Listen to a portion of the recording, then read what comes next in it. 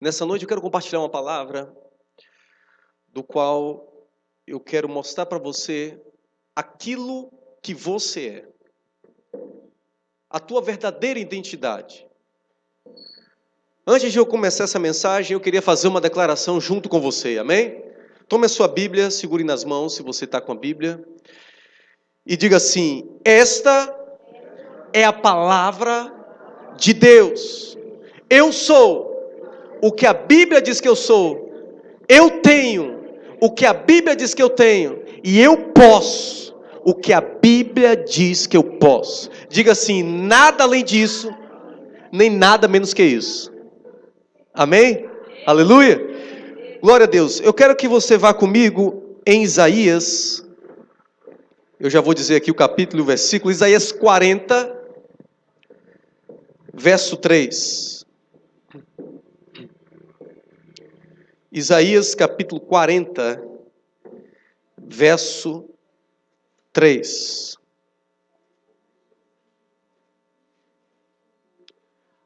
Amém? Vou esperar os irmãos encontrarem.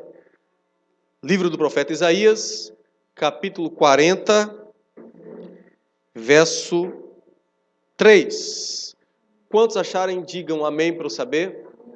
Ok, diz assim: voz do que clama no deserto, preparai o caminho do Senhor, endireitai no ermo vereda a nosso Deus. Voz do que clama no deserto, preparai o caminho do Senhor, endireitai no ermo vereda a nosso Deus. Amém? Agora eu quero que você vá comigo no Evangelho de João. Lemos Isaías capítulo 40, verso 3. Agora eu quero que você vá comigo no Evangelho de João, capítulo 1. Vamos ler a partir do versículo 21 até o 23. Evangelho de João, capítulo 1, a partir do verso 21 até o verso 23. Amém? Glória a Deus. Diz assim: perguntaram-lhe, então, quem és? Perguntaram-lhe, então, quem és? És tu Elias? Ele disse, não sou. És tu o profeta? Respondeu, não. Finalmente lhe disseram, quem és? Dá-nos uma resposta para que levemos aqueles que nos enviaram. Que dizes ti acerca de ti mesmo? O que dizes de ti mesmo? Em outras palavras, quem você pensa que é? João respondeu com as palavras do profeta Isaías. Eu sou a voz que clama no deserto. Endireitai o caminho do Senhor. Irmãos, essa passagem narra justamente o momento em que João é cercado por pessoas, e essas pessoas começaram a questionar quem ele era. Aqui está se tratando de João Batista. Então João Batista estava lá batizando as pessoas, pregando o evangelho, e de repente um grupo de pessoas cercou João Batista e começaram a perguntar para João Batista, quem é você? Qual é a tua identidade? Quem você pensa a respeito de você mesmo? Olha como era a pergunta. Perguntaram assim, quem é você? Aí começaram a trazer suposições. É você Elias? És tu Elias? Está no versículo 21. Ele disse, não sou. És tu o profeta? Respondeu ele, não. Finalmente lhe disseram, quem és? Quem és? Dá-nos uma resposta para que levemos aqueles que nos enviaram. E o que eu acho mais interessante, irmãos, é o que está aqui no finalzinho do versículo 22. Que dizes tu acerca de ti mesmo? Ou seja, o que você pensa a respeito de você? Se eu chamar você, cada um de vocês individualmente e perguntar quem é você, você vai se apresentar, certo? Você vai dizer, meu nome é Mateus, por exemplo, meu nome é Mateus, sou casado, vou dizer a minha idade, porque ainda sou novo, né? Tenho 30 anos. Quando a gente é mais velho, a gente esconde um pouco a idade, né? tenho 30 anos e tal. Quem é seu pai? Fulano de tal. Quem é sua mãe? Meu pai está aqui, né? Tal. E você se apresenta, você demonstra a sua identidade. E geralmente a sua identidade está ligada a quem você é, ao seu nome, à sua origem, né? Às suas características. Então, quando chegaram para João e perguntaram: João, quem é você? João, o que é que você pensa a respeito de você mesmo? Diga para a gente quem é você. Ele poderia dizer assim: eu sou um profeta. Ele poderia dizer: eu sou sou João, primo de Jesus, primo do Messias. Mas quando ele foi questionado acerca da sua identidade, ele só disse uma coisa: eu sou Isaías capítulo 40, verso 3. Em outras palavras, né? Ele disse: eu sou a voz que clama no deserto, preparai o caminho do Senhor. Ou seja, eu sou o que está escrito em Isaías 40, verso 3. Essa é a minha identidade. Eu sou o que a palavra diz que eu sou.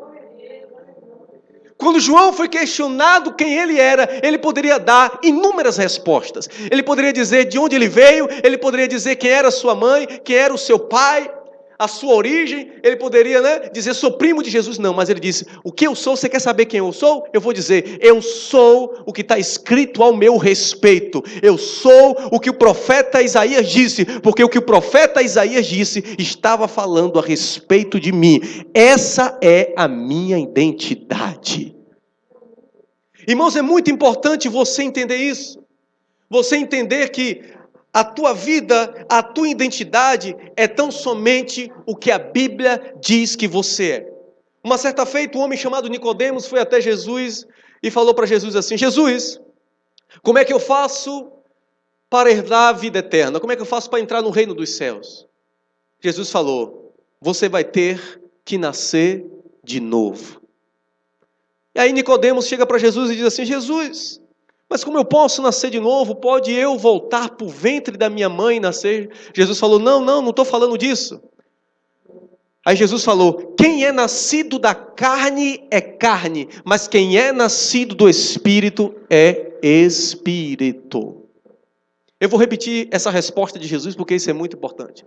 Jesus olhou para Nicodemos e disse: Nicodemos, quando eu estou falando que você tem que nascer de novo, eu não estou falando de você voltar para o ventre da sua mãe nascer. Eu estou falando quem é nascido da carne é carne, mas quem é nascido do Espírito é Espírito. Ou seja, naturalmente, carnalmente, você pode ter o DNA e as características dos seus pais, mas quem é nascido do Espírito tem as características do Espírito.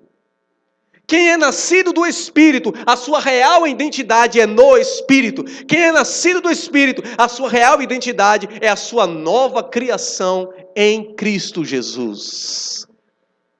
Então, a única maneira de você entrar no reino dos céus é você nascendo de novo. E esse nascer de novo é nascer da água e do Espírito. No momento que você nasce do Espírito, você recebe uma nova vida. No momento que você nasce no Espírito, você recebe a natureza de Deus dentro de você. Eu vou repetir. Quando você nasce do Espírito, você recebe a natureza de Deus dentro de você. Quando eu olho para o seu rosto, eu vejo as características que você carrega, que você traz, que com certeza vieram dos seus pais. Seus olhos, seus cabelos, a cor da sua pele e até a maneira de você se comportar e de agir. Certo, irmãos? Da mesma forma como de forma natural você recebe o DNA dos seus pais, quando você nasce de Deus, você recebe a natureza de Deus. Onde é que está isso? Eu vou te mostrar. Vamos rapidinho aqui, depois a gente vai voltar para aqui novamente. Eu quero que você vá comigo aí para 2 Pedro. 2 Pedro. Aleluia.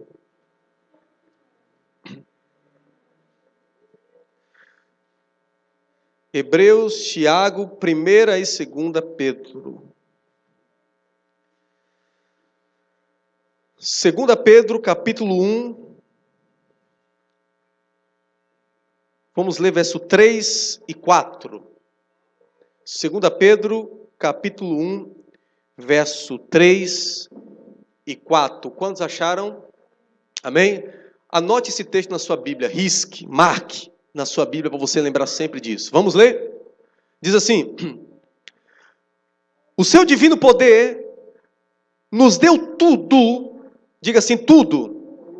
Nos deu tudo o que diz respeito à vida e à piedade. Pare um pouquinho e declare assim comigo: eu tenho tudo o que diz respeito à vida e à piedade.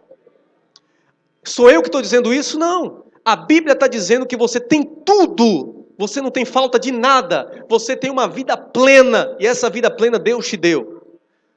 Em tudo que diz respeito à vida e à piedade. A palavra piedade aqui, no grego, ela dá a entender, não esse entendimento de piedade que nós temos na nossa cultura. Uma pessoa piedosa, a pessoa que dá esmola, né? Não, piedade aqui no grego representa a vida, tipo assim, a comunhão com Deus, a vida cristã. Então você tem tudo que diz respeito à vida e à piedade. Vamos continuar a leitura. Através de quê, pastor? O texto diz: pelo conhecimento daquele que nos chamou por sua glória e virtude. Agora preste atenção aqui no verso 4. Desse modo, ele nos tem dado grandíssimas e preciosas promessas, para que por elas vos torneis participantes da, o quê? Natureza divina. Para que por meio dessas promessas você se torne participante da natureza divina. Eu gosto que você faça declarações, porque essas declarações vão entrando em tua alma e vai renovando a tua mente. Então declara assim comigo: eu sou participante da natureza de Deus. Diga: a natureza de Deus está em meu espírito, está em meu coração. Deus é amor, Deus é paz, Deus é justiça, Deus é cura, tudo isso e muito mais. Deus é provisão. Todas essas características de Deus faz parte da sua natureza. E essa natureza está dentro de você. Então, irmãos, quando é que isso acontece? Isso acontece quando você nasce de novo. Isso acontece quando você é recriado, quando você entregou a sua vida a Jesus. Deus colocou a vida dele dentro de você. E você passou a ser uma nova criação.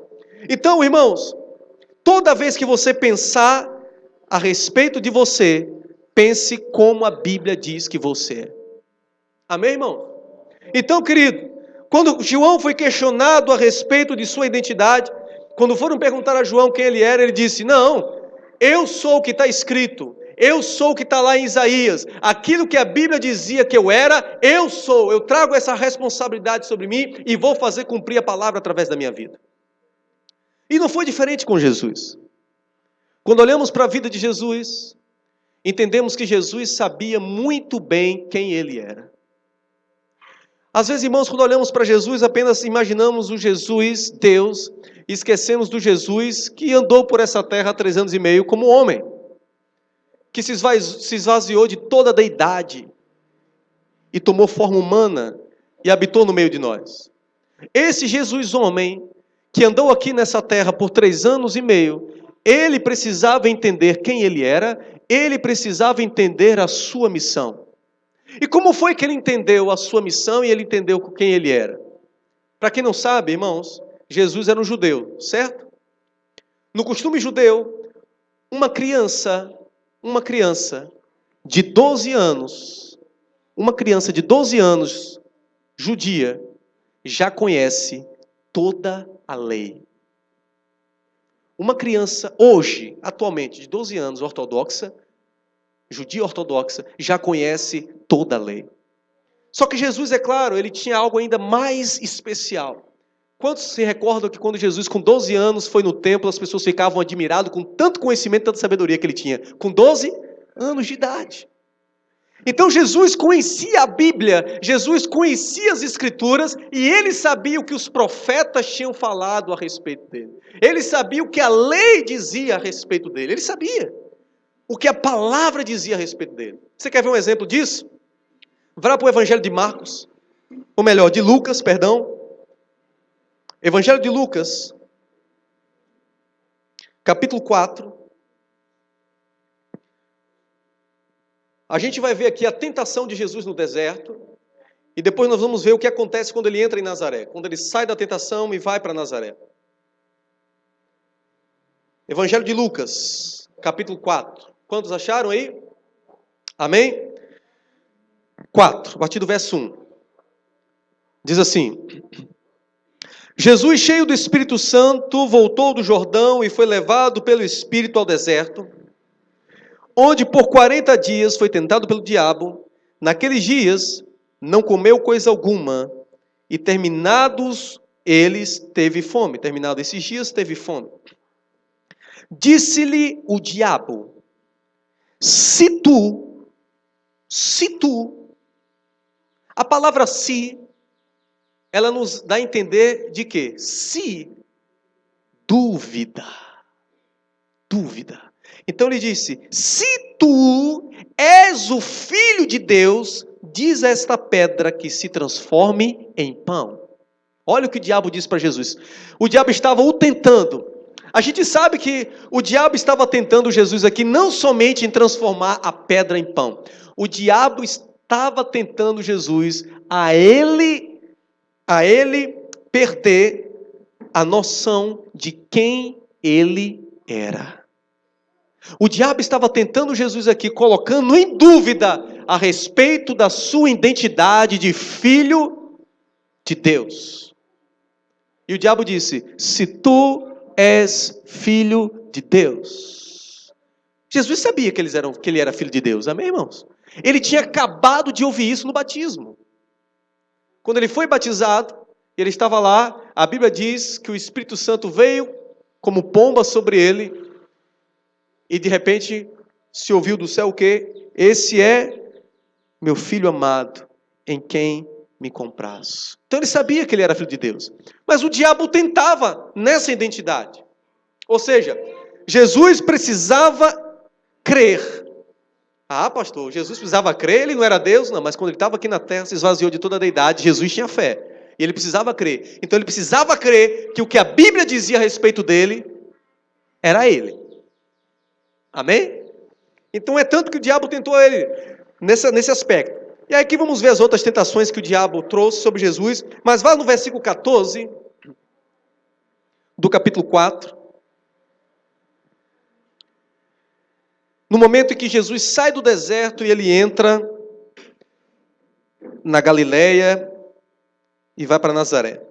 Amém? Vamos lá, diz assim: então, pelo poder do Espírito, voltou Jesus para a Galileia, e a sua fama correu por todas as regiões circunvizinhas. Ele ensinava nas suas sinagogas, e por todos era louvado. Chegando a Nazaré, onde fora criado, entrou no dia de sábado na sinagoga, segundo o seu costume, e levantou-se para ler. Foi-lhe dado o livro do profeta Isaías. Ao abrir o livro, achou o lugar onde estava escrito: o Espírito do Senhor está sobre mim, pelo que me ungiu, para evangelizar aos pobres, enviou-me para apregoar liberdade aos cativos, dar vista aos cegos, pôr em liberdade os oprimidos e anunciar o ano aceitável do Senhor. 20, versículo 20. Fechando o livro, devolveu ao assistente e assentou-se. Os olhos de todos na sinagoga estavam fitados nele. Então começou a dizer-lhe: hoje se cumpriu esta escritura em vossos ouvidos. Deixa eu passar para os irmãos um contexto disso aqui, para os irmãos entenderem o que aconteceu aqui. Jesus estava onde antes? No deserto, sendo tentado. Ele saiu do deserto, passou pela tentação, foi para Galileia, chegou em Nazaré. Jesus foi criado onde? Passou toda a infância dele aonde? Em Nazaré. Só que aqui agora ele já estava com 30 anos. Então, As pessoas de Nazaré, as pessoas que frequentavam o templo, conheciam Jesus desde criancinha. Sabia quem ele era, via ele brincando, correndo para lá e para cá, porque ele foi criança também. Sabia quem era o seu pai, José, sua mãe, Maria.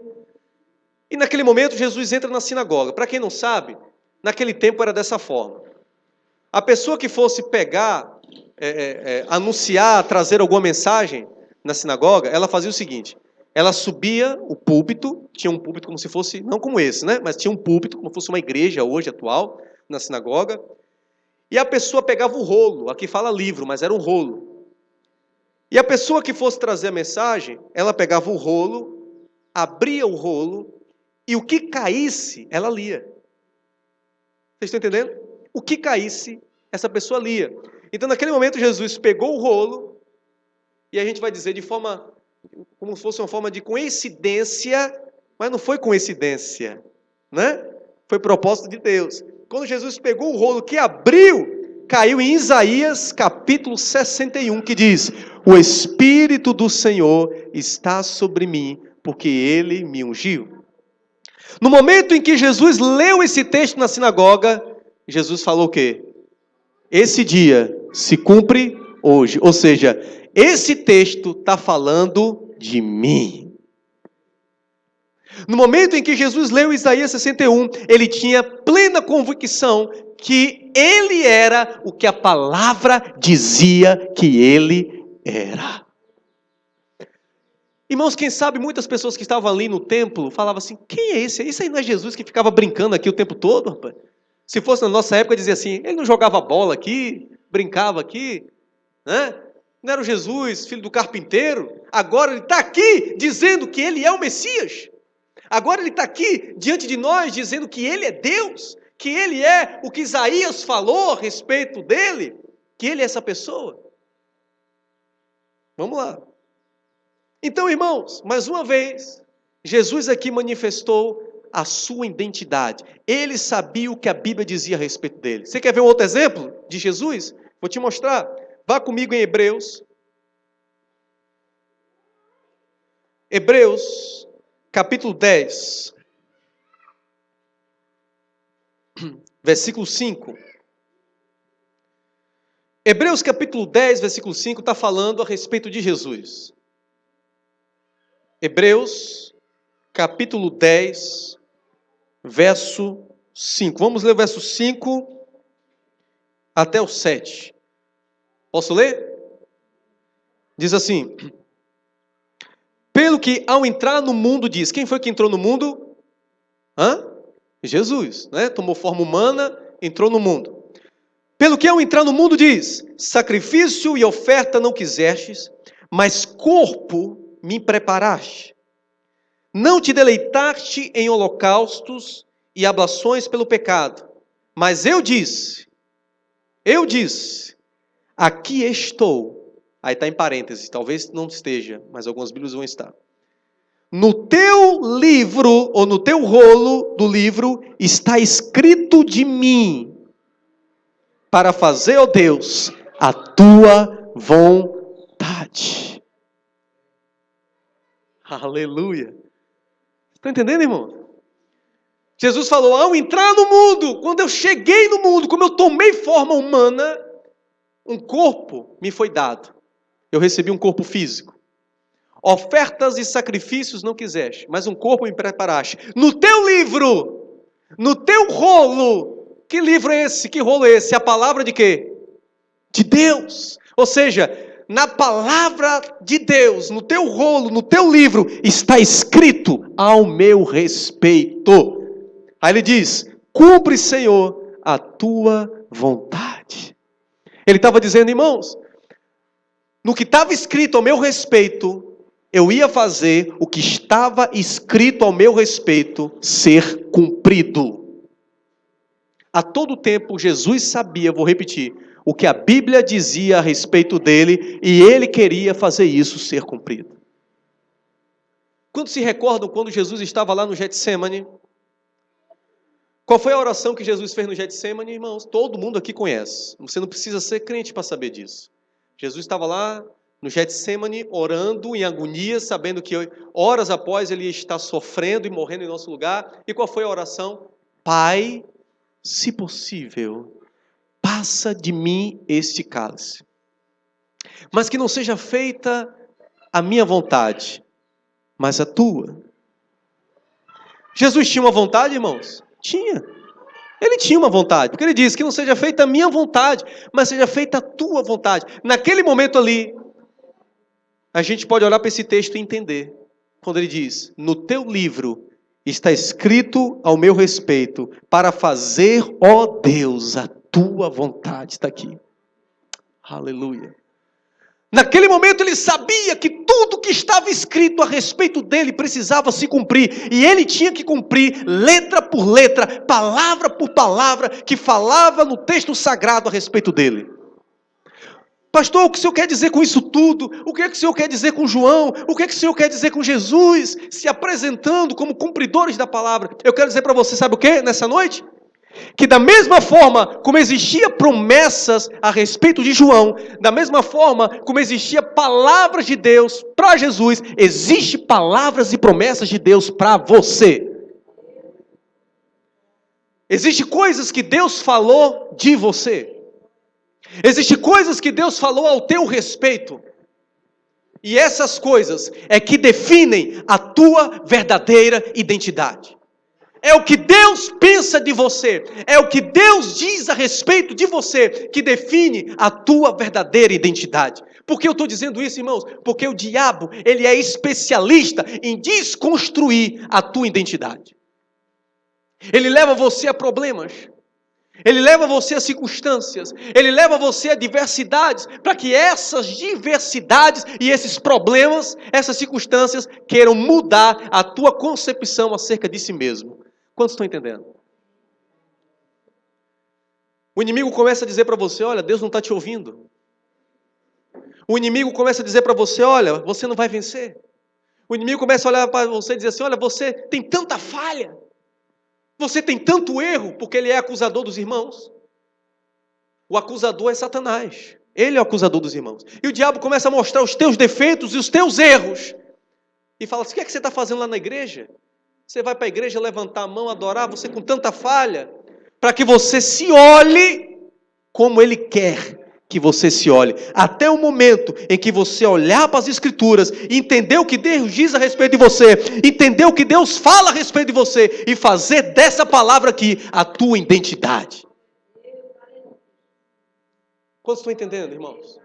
Você está firme nisso. Está firme no que a palavra de Deus diz a respeito de você. E por incrível que pareça, ainda aparecem algumas pessoas dizendo que são de Deus, que são líderes, que são pastores, e querem conduzir você a uma desconstrução do que Deus diz que você é. Eu lembro que uma certa feita eu vi em alguns lugares, acho que eu já falei isso aqui, eu já vi em alguns lugares a pessoa dizer que é um tipo de ministração, não, eu vou ministrar sobre a sua vida. E aí colocar um espelho na sua frente, né? É uma ministração para você se consertar com Deus, viver uma vida de santidade. E aí coloca um espelho na sua frente e diz assim, olha, comece a olhar para o espelho, o que é que você vê? O que é que você vê? Aí a pessoa começa a olhar no espelho e começa a enxergar suas falhas. Estão entendendo, irmão? A pessoa começa a se olhar no espelho e começa a ver os seus defeitos, as suas frustrações. E aí a pessoa começa a dizer, tá vendo? É isso aí que você é. Mas Deus quer te curar. Deus quer te transformar. Amém, Deus transforma.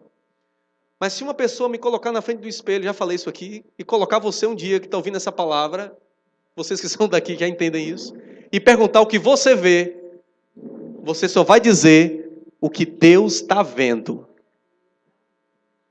O que é que Deus vê quando Ele olha para você? Isso. Quando Deus olha para você, Ele sabe que você é filho. Quando Deus olha para você, Ele sabe que você é justo. Quando Deus olha para você, Ele sabe que você é perdoado. Quando Deus olha para você, Ele sabe que você é santo. Não pelo que você é naturalmente, mas pelo que Ele fez você ser em Cristo Jesus. Por isso que Ele diz, irmãos, que nós estamos escondidos em Cristo. Não saia de lá. Não saia dessa posição onde Deus te colocou dentro de Cristo. Quando Deus olha para você, Ele só vai enxergar Jesus. Então, se eu me olhar no espelho, eu vou sorrir, e vou dizer como Jesus é maravilhoso. Vocês estão entendendo, irmãos? Eu não vou pensar mais do que isso. Quantas vezes nós estamos passando por problemas, por dificuldades, e uma das áreas no qual nós mais sofremos quando estamos passando por qualquer luta é aqueles pensamentos de derrota, aqueles pensamentos de desânimo, aqueles pensamentos que querem desconstruir quem você é. Não é? Ou é só comigo? Não acontece com você? De desistência, de solidão, de fraqueza. Aí quando você vai para a palavra e você começa a olhar para ela, a Bíblia diz assim: diga ao fraco, eu sou forte. Aí quando você vai para a palavra começa a dizer assim: olha, o meu poder se aperfeiçoa na tua fraqueza. Aí o apóstolo Paulo diz: porque quando eu sou fraco, aí é que eu sou forte. Aleluia! E você começa a ver a verdade de Deus entrando no teu ser e voltando a tua consciência e a tua mente para a tua identidade. Irmãos, por muitos momentos Jesus foi tentado. Jesus era acusado. Jesus sofria ameaças. Jesus era discriminado. Em nenhum momento Jesus duvidou de quem ele era. Em nenhum momento. Eu gosto de falar isso. Se eu chegar aqui e colocar você sentado aqui, na frente de todos, e eu colocar um detector de mentira. Para quem não sabe, não é só coisa de filme, não. Existe detectores de mentira e é muito usado pela polícia. E 90% dos casos, ele bate certo. A pessoa não consegue enganar o detector, porque ele vê pressão arterial, ele vê o suor que sai do seu corpo, ele vê batimento cardíaco, tudo isso ele soma e calcula se você está mentindo ou não. Se eu botar um detector de mentira em você e perguntar assim, qual é o seu nome? Se eu perguntar assim, Kleber, qual é o seu nome?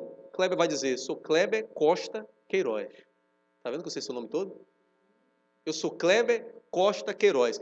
Os irmãos acham que o detector de mentira vai apitar, dizendo que ele está mentindo? Não, porque ele é Kleber Costa Queiroz. O que faz o detector de mentira saber que ele está falando a verdade? A convicção e a certeza que ele tem de que ele é Kleber Costa Queiroz. Se eu perguntar para você, você é um filho de Deus? Existe promessa de Deus para você? Você crê que Cristo levou sobre si toda dor, toda enfermidade, que você é curado? Amém? Quando você faz disso a tua verdade, você crê que Deus é provedor, que Ele cuida de você, que Ele não vai deixar nada te faltar, que Ele te sustenta. Quando você começa a olhar para a palavra e começa a entender a tua posição em Deus, isso começa a fazer parte da tua mente e da tua vida. Pode botar um detector de mentira, você não vai ter dúvidas de quem você é. Agora, você já viu como as pressões tentam mudar você? Irmãos, pessoas especialistas como é que eu posso dizer? Em pressões, em pressionar, eu esqueci o nome para isso. Quando é pega um preso e quer tirar a informação do preso, quem me lembrar aí me fala, né? Torturar. Geralmente, a pessoa ela sofre tanta tortura, que ela acaba cedendo, mesmo ela falando a verdade, ela começa a falar mentira para parar de ser torturada. Quem sabe, se eu for uma pessoa muito boa de persuasão, eu coloque você aqui na frente e eu pergunte, qual o seu nome? E você vai dizer, Maria. E eu vou dizer, você tem certeza que você é Maria? O que é que me garante que você vai estar na identidade? Mas não, e vai que essa identidade sua mãe errou? Alguma vez sua mãe disse que você é filho dela? Não. E daqui a pouco começa a pressionar, daqui a pouco ela sai daqui com dúvida de que ela é Maria mesmo. Vocês estão entendendo, irmão? Às vezes, os problemas da vida, eles são usados pelo diabo para te tirar da tua posição de Deus, em Deus. O que Deus é, o que Deus quer fazer através de você. Vou dar um exemplo para os irmãos aqui. Como é que eu faço? Como é que eu faço para me firmar na minha identidade em Deus? Como é que eu faço? Quero que você vá comigo em Tiago. Tiago, se eu não me engano, deixa eu ver aqui o capítulo qual é. Hebreus, estamos em Hebreus, né? Depois de Hebreus. Deixa eu só achar aqui, viu, irmãos? Tiago, capítulo 1. verso 22 e 23. Tiago, capítulo 1, verso 22 e 23. Quantos acharam? Amém? Olha o que diz aqui. Tiago, capítulo 1, verso 22 e 23. E sede cumpridores da palavra, e não somente ouvintes, enganando-vos a vós mesmos. Aí diz assim no texto 23, versículo 23. Se alguém é ouvinte da palavra e não cumpridor, se alguém é ouvinte da palavra e não cumpridor, é semelhante ao homem que contempla no espelho o seu rosto natural e depois de se contemplar a si mesmo, vai-se e logo se esquece de como era. Veja bem que aqui em Tiago está falando de dois tipos de pessoas: o que só ouve e o que ouve e pratica. Irmãos, muitas pessoas entendem, ou melhor, sabem de muitas coisas, mas poucas pessoas entendem. Muita coisa que você sabe, ela sai do campo apenas do saber e passa ao campo de entender e compreender quando essas coisas se tornam praticáveis. Se eu chegar aqui e chamar Pedro e dizer: Pedro, a partir de amanhã você vai ser um eletricista. E eu chego para Pedro e dou um livro para ele e digo assim: Pedro, estude esse livro, tem tudo sobre como ser eletricista. E aí ele começa a estudar o livro, tal.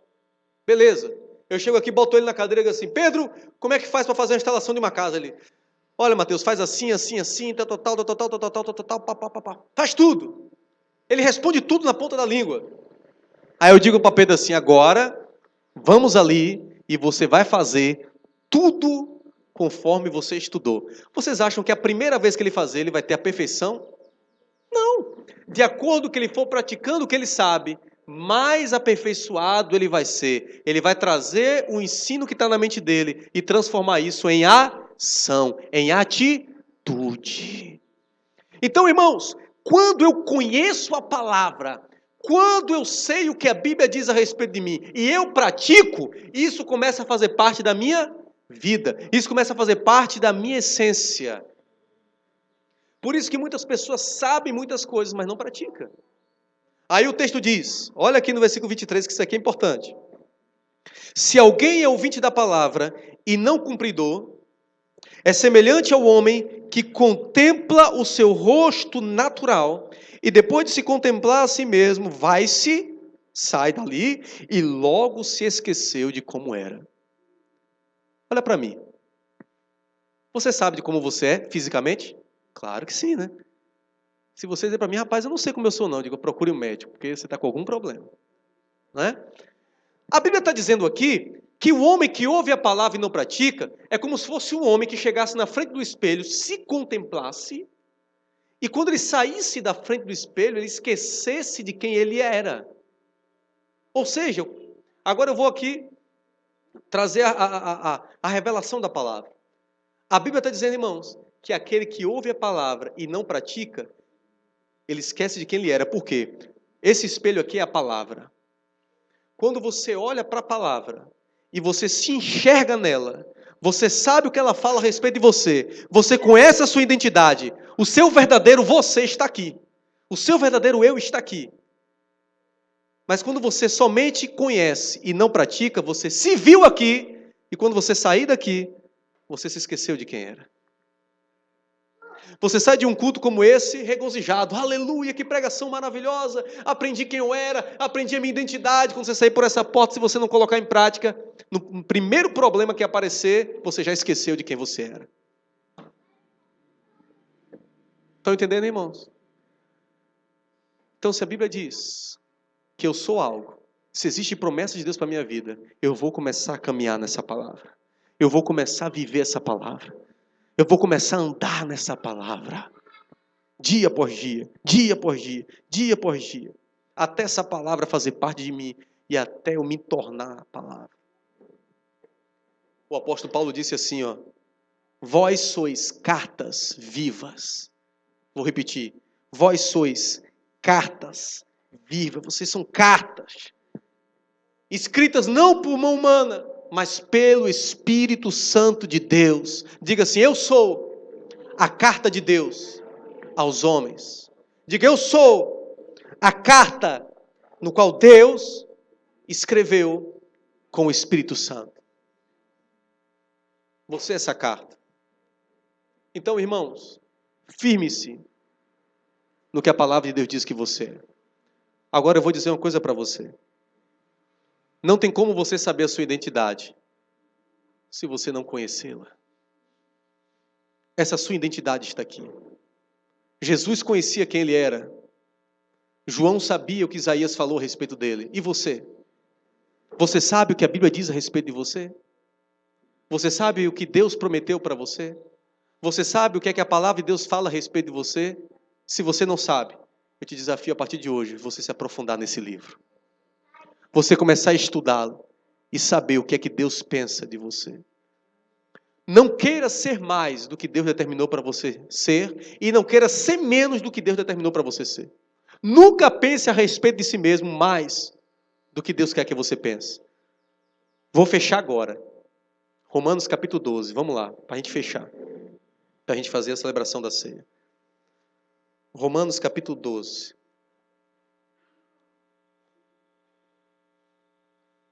Atos, Romanos. Quantos estão entendendo a palavra, irmãos? Amém? Aleluia.